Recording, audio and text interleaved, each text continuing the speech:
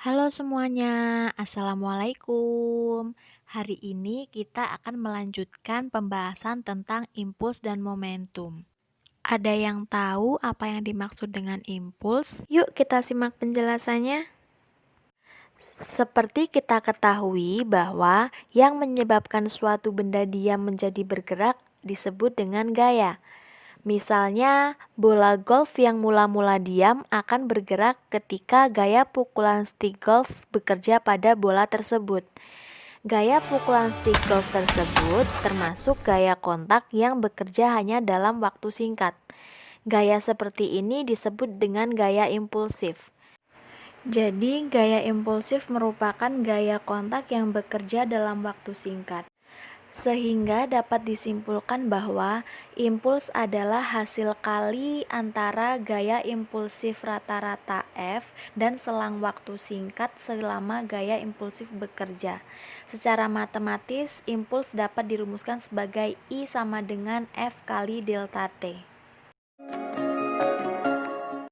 Impuls dan momentum merupakan besaran yang sangat berhubungan. Nah, kira-kira seperti apa sih hubungan keduanya? Ilustrasinya dapat dilihat dari gambar ini. Dapat dilihat ketika bola sebelum bertumbukan dengan dinding, dia memiliki kecepatan V1. Ketika bola bertumbukan dengan dinding, bola mendapatkan gaya impulsif dalam waktu singkat. Maka bola berbalik arah dengan kecepatan V2. Karena kecepatannya berubah, maka momentum bola itu juga berubah.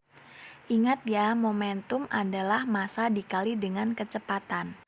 Jadi, dapat disimpulkan bahwa impuls yang dikerjakan pada suatu benda sama dengan perubahan momentum yang dialami benda tersebut, yaitu beda antara momentum akhir dan momentum awalnya.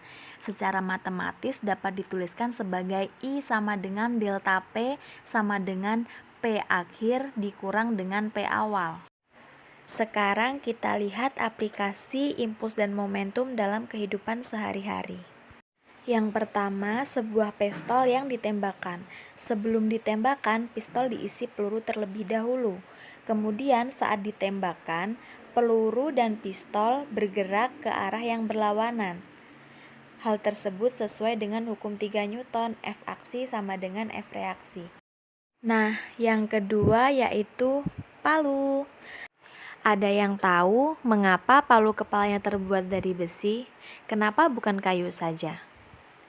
Iya, benar sekali. Supaya selang waktu kontak lebih singkat, sehingga gaya impuls yang dihasilkan pun lebih besar. Semakin besar gaya impuls yang dihasilkan, maka paku akan tertanam lebih dalam. Yang ketiga ada sarung tinju. Mengapa para petinju menggunakan sarung tinju? Karena sarung tinju ini berfungsi untuk memperlambat gaya impuls yang bekerja ketika memukul lawan. Pukulan tersebut memiliki waktu kontak lebih lama dibandingkan memukul tanpa sarung tinju. Yang keempat ada roket. Roket menghasilkan gaya vertikal ke bawah pada udara karena momentum persatuan waktu. Sesuai hukum 3 Newton muncul reaksi gaya vertikal ke atas sehingga roket dapat bergerak naik. Allumage de CAP, décollage. Lalu, tahukah kamu kenapa kita wajib banget menggunakan helm ketika berkendara? Yap, benar sekali. Supaya mengurangi gaya impuls ketika terjadi kecelakaan. Gaya impulsif akan lebih kecil jika selang waktu kontak lebih lama. Wah, banyak sekali ya manfaat dari kita mengetahui konsep impuls dan momentum ini. Semoga penjelasan tadi membuatmu menjadi lebih paham ya. Saya akhiri. Wassalamualaikum warahmatullahi wabarakatuh.